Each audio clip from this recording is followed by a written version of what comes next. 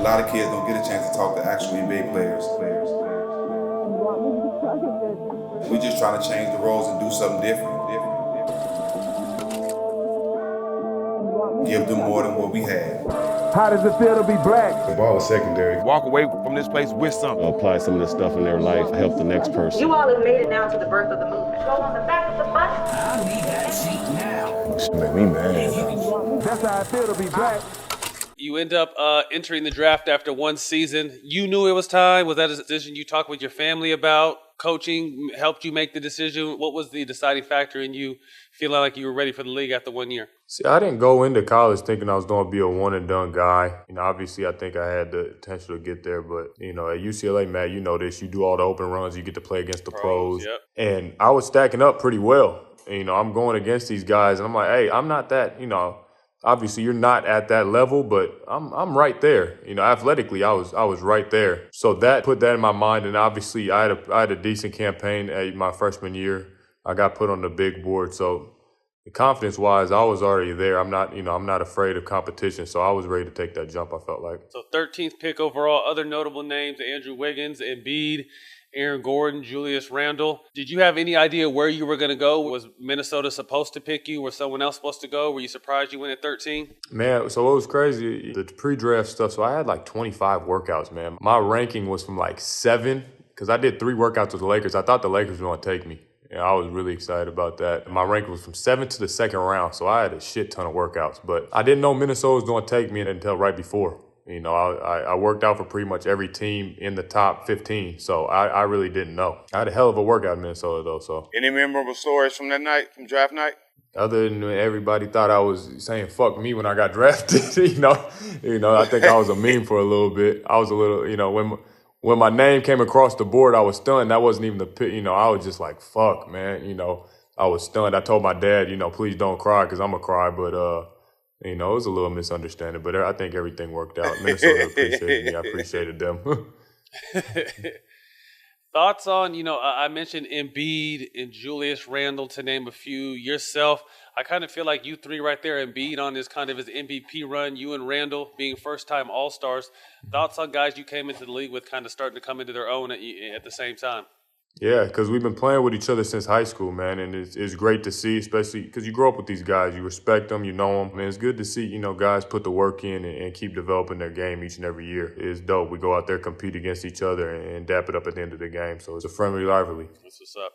So arriving in Minnesota as an 18-year-old, I didn't even realize you was that young. You like you just told us, you're going in your 7th year, you're only 25. That's crazy. But arriving in Minnesota, was it what you expected? I know KG was there briefly, great vet, someone we've had on the show and definitely a fan of the program. What was it like arriving there and then also having KG in that locker room? Yeah, it's an eye-opener. I told a lot of people, they're like, what's the hardest thing about the NBA? For me, it wasn't the competition athletically, man. It was the downtime that you have and the travel.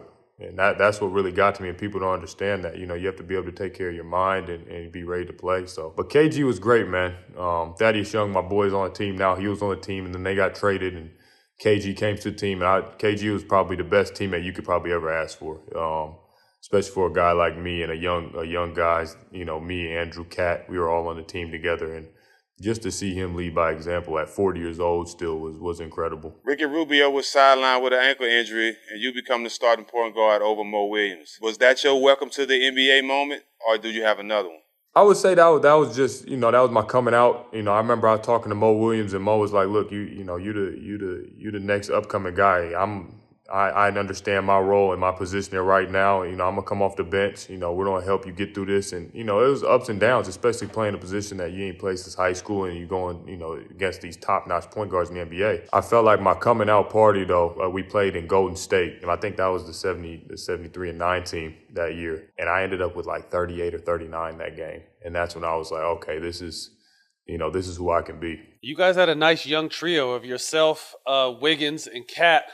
But I always kind of thought that you playing with them, you weren't really able to show who you really were. Cat was a top pick. Wiggins was a top pick. They were highly touted. But to me, you were like the purest scorer out of those three. And I figured at some point you would probably have to make a move. But what was it like while you were there building chemistry with those young stars along with yourself? Yeah, and that's exactly what it was, man. You know, you have to, in the NBA, man, you got to play a role that you're given sometimes, and it's frustrating at times, but at the same time, you like it because those are your friends and your boys, and you still out there on the same team together. But I just worked and kept my head down and just waited for my opportunity. Playing with those guys, you build a bond and a friendship that is everlasting. The fraternity in the NBA. So it was great, but when I got traded to Chicago, I knew it was an opportunity I couldn't let pass up.